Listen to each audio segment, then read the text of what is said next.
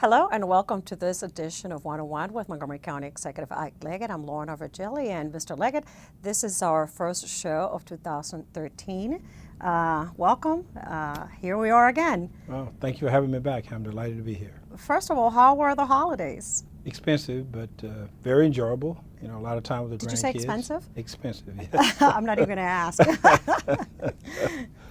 But very enjoyable, and I spent some time with the family and a chance to go out and catch up on a couple of movies and to go to church and to participate with the family in a number of holiday-related activities. So it was very good. Yeah. Wonderful that you had that time to rest for a little bit, because this year just kicked in fast and furious. Yes, so did it. And we started, actually you started with sending to County Council your FY14 for the capital budget.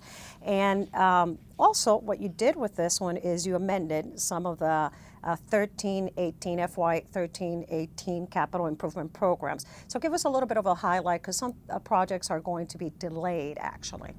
Well, first of all, this is the amendment portion to the previous FY13 through 20 budget, and what we wanted to do was to make a number of what I call strategic amendments or changes there too. We have a number of challenges related to safety on roads, bridges that we simply cannot delay, and we need to get to those right away. I wanted to be within the constraints that we've already established last year so that we not exceed that. One of the challenges we've had in the past is that we continue to obligate the county in long-term debt, and obviously that debt now is the fourth highest item within our operating budget to pay for capital programs that we've invested in over the last 10 to 15 years, and we have to sort of pare that down. So we have a budget that has an outline to do that, but we need to have the discipline not to continue to borrow beyond that limit. So it stays within the limits that we've already established. The challenge for us is that there continue to be pent-up demands, which obviously comes as a result of some of the restraints we've had in the past. There are safety concerns, there are expansion for our schools, and most importantly, we look at the transportation challenges we have, not only here locally, but throughout the state of Maryland, and we need to try to address those as well. So it's a rather conservative approach to where we are. It helps us in terms of maintaining our AAA bond rating.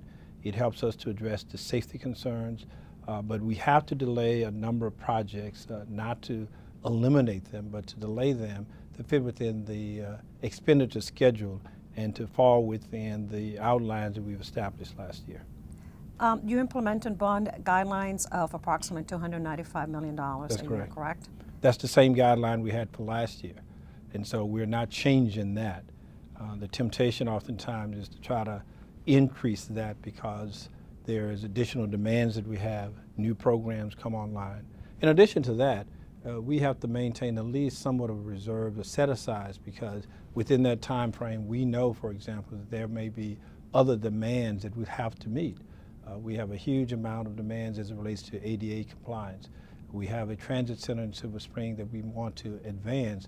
One of the things that we will do with that is probably to advance that prior to the time that we resolve all of the legal and safety challenges related to who pays for it, those kinds of things. So I don't want to wait until we've totally exhausted all that. Once we find that there are at least some remediation that we can move forward, I'm prepared to move forward with that as quickly as possible.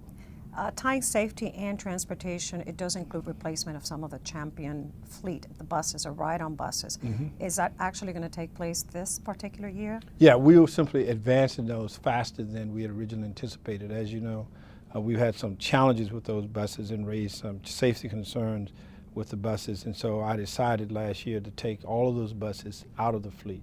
And so we now have to replace those buses at a time frame sooner than we had originally anticipated, but I think that we can do so with this budget. So if you look at the changes that we are making, the changes are primarily for safety and also some for economic development purposes to make certain that we take advantage of some opportunities that may present itself in terms of economic development.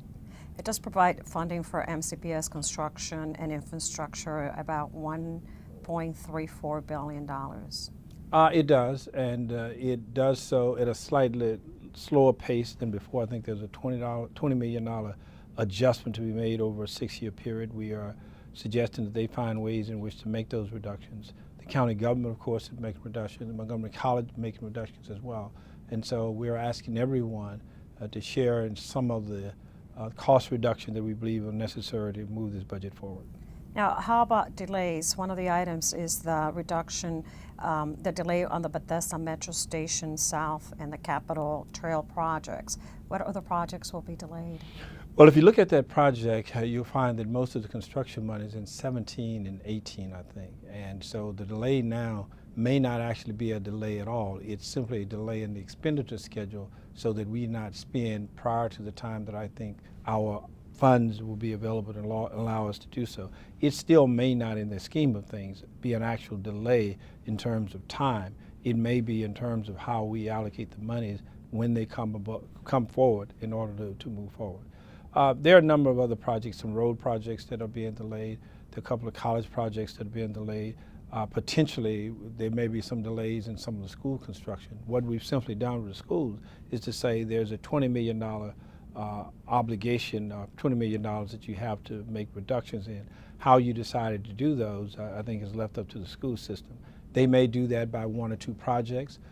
They may simply reduce the scope of the projects that they may have, or in the long run, depending on how it shapes up, if it's not in FY14 or 15, again, there may not be an actual delay in terms of the time for construction and when those projects come online. You included funding elementary school security systems, and County Council just would allow funding for the systems to be installed by June 30th, 2013, the end of this school year. A couple of things. Why just elementary schools, number one? And number two, can it be done faster? Well, it may be done faster. I think there's a prospect that they may be able to do it by the time April or March of this year. But we thought, given the challenges we see now with some of the school challenges of safety around the country, that we wanted to be a little bit wiser and proactive rather than to wait. And so it was an ongoing project that we already had that probably would have been concluded next year.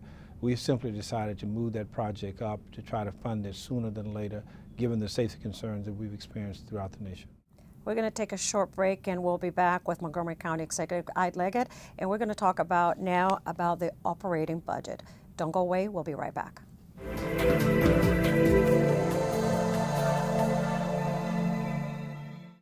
If it wasn't for his doctor, he wouldn't be here. If it weren't for Montgomery County Fire and Rescue, he wouldn't be here. If it wasn't for the phone call, we wouldn't have been there. If I didn't call, I don't know where we would be. Montgomery County emergency responders are there when you need help at no cost to you. In an emergency, don't ever hesitate to call 911. If you live in Montgomery County, you will never get a bill or pay a dime. So if you have an emergency, call us. We're there for you. This message brought to you by FEMA. Home fires occur most often in winter. Keep anything that can catch fire at least 3 feet from heating equipment. And never use an oven to heat your home. Stay in the kitchen when frying, grilling, or broiling food. Turn space heaters off when you leave the room or go to bed. Make sure all vents are clear of snow and ice to allow carbon monoxide to vent outside. Have your furnace, heating system, and chimneys serviced each year by a qualified professional. Learn more at www.usfa.fema.gov.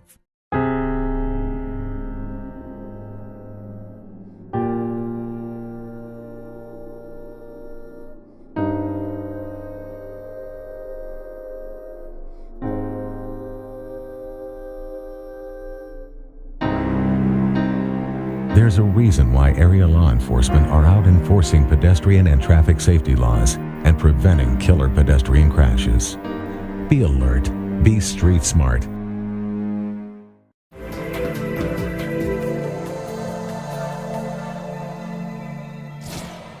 Welcome back to 101 with Montgomery County Executive Leggett. I'm Lorna Virgili, and we were just talking about the capital improvements budget. Now let's transition into the operating budget. You will submit it to County Council March 15th. That's correct. You're in the works with all your department heads. What are the challenges? What are we going to see? Give us a little preview here. Well, first of all, we started with a potential operating gap of about $130 million out of a budget that's approximately $4.6 billion. Now, that seems like a lot, and it is. That's a great deal of money, $130 million. But keep in mind that we saw budgetary gaps in the last 5 years of $2.6 billion. 1 year alone, $978 million. So $130 million is a significant amount. But when you look at it comparatively to prior years, you'll see that it's something that is well below the challenges we face. Clearly, there are some challenges with this budget. Number one, that we have to make certain that we go back and look very carefully at our employees. As you may recall, things that we've done in order to close the gaps in prior years, we've not provided cost of living adjustment for 3 years for our employees. We furloughed employees. We reduced the health pension contributions made by the county. We eliminated 1,253 positions in county government. And so as a result of that, we have many of our employees that are in fact doing more with less money going forward. And so I think that we now have to address that. And so there's one concern that we have. What is it that we can start doing for our employees given the tremendous hit that they've had over the last few years? In addition to that, we continue to have challenges related to transportation. Road repairs in some communities is something that I think we need to be more aggressive about. Roads and bridges and intersection improvements are things that we need additional support for. And of course, our very good transit system that we have that we need to make certain that we are responding to as well. Now, when you couple that with the ongoing priority first in education and public safety, those are the areas that we're going to look at very, very clearly. The education, as you know, takes up about 55% of the entire budget in and of itself. We have a very strict maintenance of effort law that we have to comply with. And of course, last year we started programs to increase public safety by ensuring that we had more police officers on the street. There's a 3-year program, approximately 140 officers. Hopefully we'll be able to continue that progress moving forward. Now, of course, one of the big things that we have that I think is beneficial for us, we have ongoing concerns as it relates to public safety, it relates to fire and rescue services. Given what we anticipate to be the revenues that will come in for the emergency reimbursement, we may have some more flexibility to move projects along in terms of equipment, personnel that we heretofore were not able to do. So that will be very helpful for us. Now, as far as you as a county executive, these are the top priorities, education, public safety, transportation, things that, of course, this budget is going to focus on, and county employees as well. Now, you've been holding budget forums throughout the county since the beginning of the year. What are the concerns of the residents that you've been listening to? Because those budget forums, sometimes people just don't focus on these topics that you focus. What have you heard out there that you might have thought yourself, gee, this is something that we really need to incorporate, and it's made a change perhaps on your decisions for this budget? Well, let me go back to indicate why I have these budget forums. This is the first time that I think any county executive had those so consistently and so many of them prior to the time that you've actually submitted budgets. This is something that rarely happens. What we've done each year that I've been a county executive, we've held budget forums so that the citizens will have an opportunity to have an input prior to the time I submit the budget to the county council. When you look historically at the budget between what is recommended and what the council actually approved, there's probably only a 2 or 3% difference between those two. So it doesn't make any sense to me to wait until the end of the progress to start your input.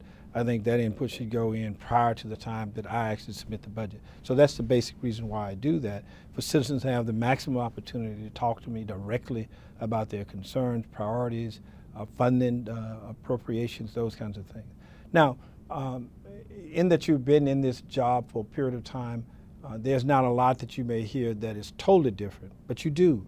I don't want to be so presumptive that I may not hear anything that's different, and you do in fact hear things that are different. But also you hear the intensity of even some of the things that are current, that people have great feelings about. So you hear the passion, and you hear the plea, and you hear the understanding from a constituent perspective, rather than to deal with it from the halls of the executive office building and the county council building.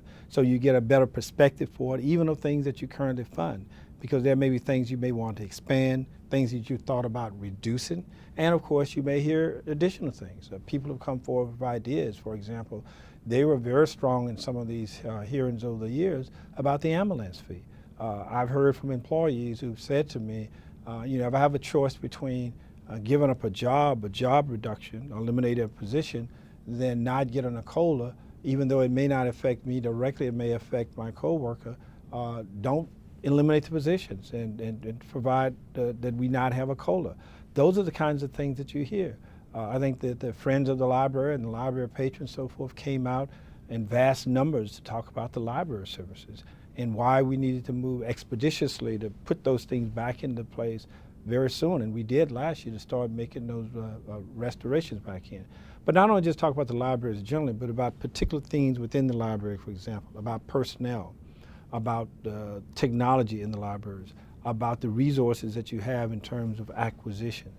You can't get that sitting behind the desk. You have to go out and engage people, understand the intensity, understand the passion that people have for things, and to get a reflection on things that you're already doing to make certain that those things are meeting expectations. And then you couple that with the prospect that you may hear something that's totally different that you've not heard before. A good part of that comes with the engagement of going out and talking about the budget in these budget forums. It's not an easy job, but and also you need to take into account Annapolis. You know what the state is going to do with the state's budget, with the governor. So no tax increases or cuts this year. However, transportation continues to be a priority for Montgomery County. Lots of projects that are unfunded, and the talk of the gas tax in the state of Maryland, for which the Montgomery County delegation might be advocating. Well, I've been advocating for a gasoline tax or some revenue enhancement for transportation for a long period of time. We now see the results of our failure to address that appropriately at an earlier stage. The projects now will cost us more. Our economic development is tied in many ways to what happens with transportation, especially transit. And of course, we do not have sufficient funds in the Transportation Trust Fund. So I think that this is a no-brainer for me. Either we simply plod along and not move forward with jobs and a better tax base and have the inconvenience of higher traffic congestion, or we address the real concerns, which is to provide additional revenues in some fashion. And my view would be there would be gasoline tax in order for us to move forward. All right, we're going to end this segment on that note, and we're going to come back with Montgomery County Executive Ike Leggett. Much more to be discussed. Don't go away.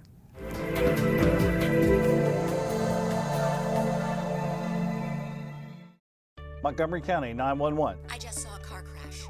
If you ever have an emergency, be glad you're in Montgomery County. Thanks to the ambulance transport law, the county has more money to cut response times. Buy new ambulances and fire engines and hire more paramedics and firefighters. In an emergency, don't ever hesitate to call 911. If you live in Montgomery County, you will never get a bill or pay a dime. Hopefully, you'll never need to call Montgomery County Fire and Rescue, but if you do, we're there for you. Are you sure they can recycle us, Clamshell? Hey, Dome, we're on a new recycling postcard. I can't wait to make a new start. Maybe I'll be a red carpet at a big premiere. And I'll get to paint the White House. Shh, here he comes. Now you can recycle more plastics in Montgomery County, including #1 PET plastics such as clamshells, deli containers, trays, lids, domes, and cups. We're in! For more information on recycling, contact the Montgomery County, Maryland Division of Solid Waste Services at 311. The wait is over. Recycle more plastics today. Did you know there are more than 10,000 county government phone numbers? But there's only one number you need to remember for non-emergency calls: 311. MC311 is Montgomery County government's online telephone information system. Need information? Have a problem or complaint? Trying to locate a county government facility? Call 311. The call center is open Monday through Friday, 7 a.m. to 7 p.m. The website is available 24 hours a day, 7 days a week.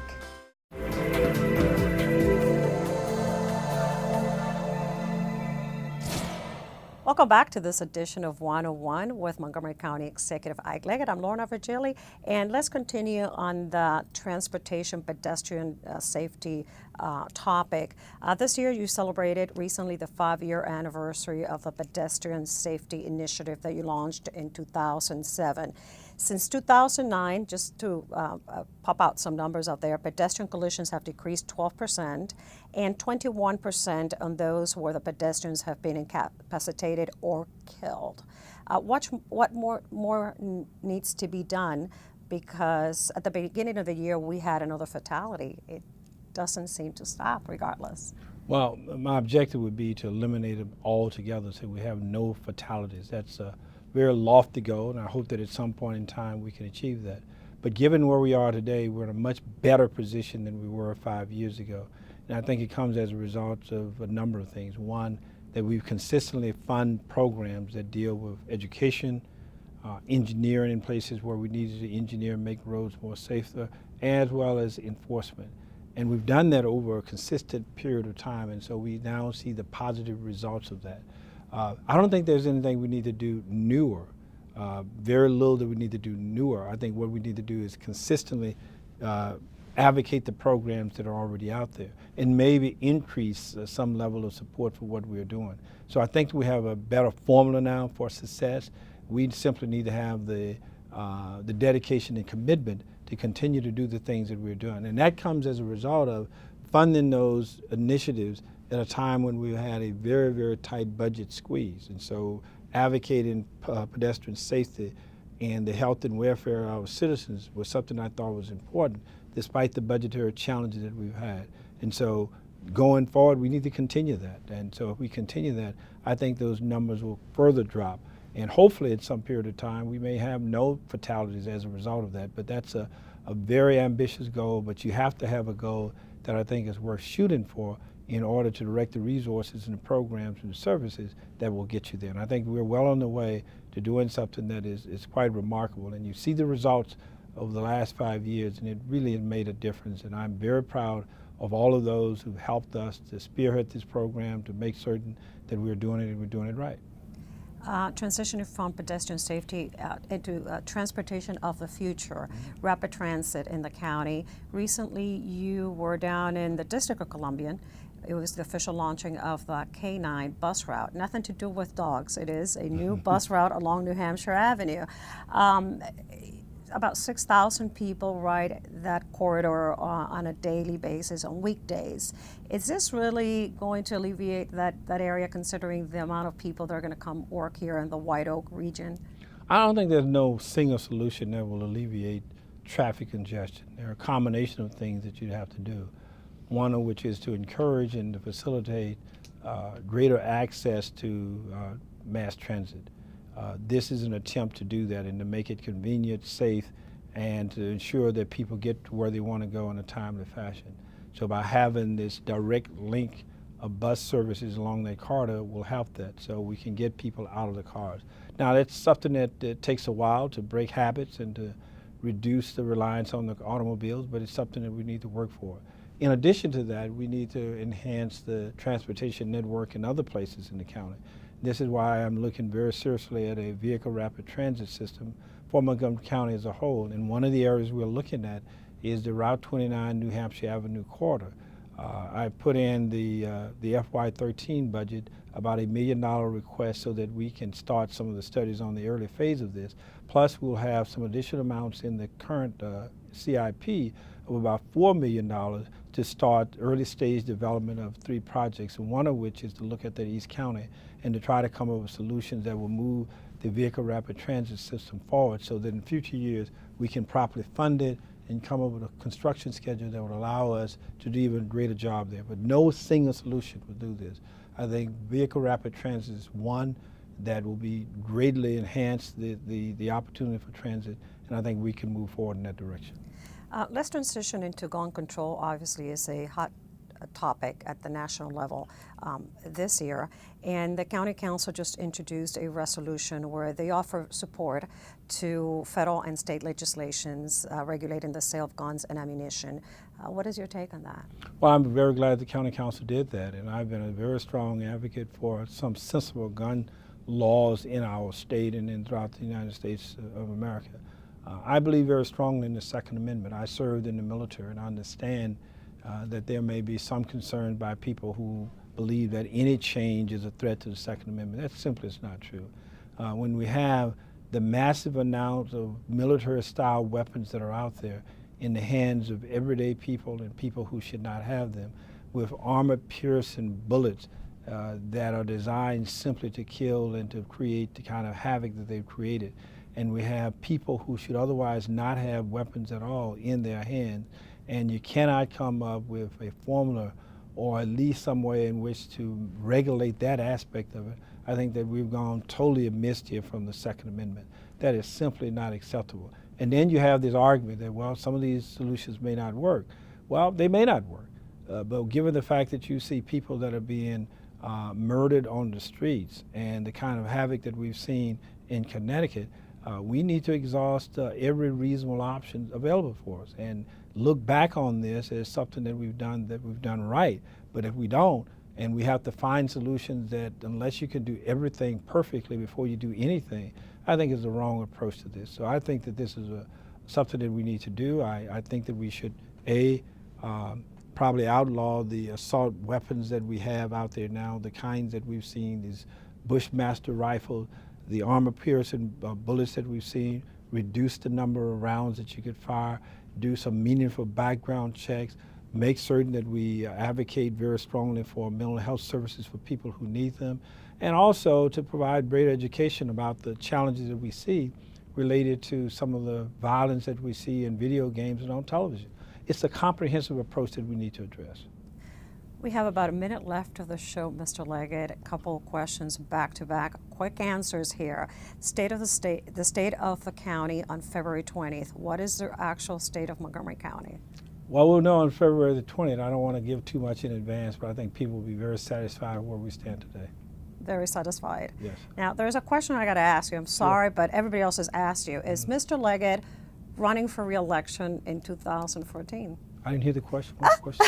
Let me rephrase that. Is Just Mr. slower. Leggett running for re-election in the year 2014? Yeah. Do you want me to say in Spanish as well? Well, thank you for the question.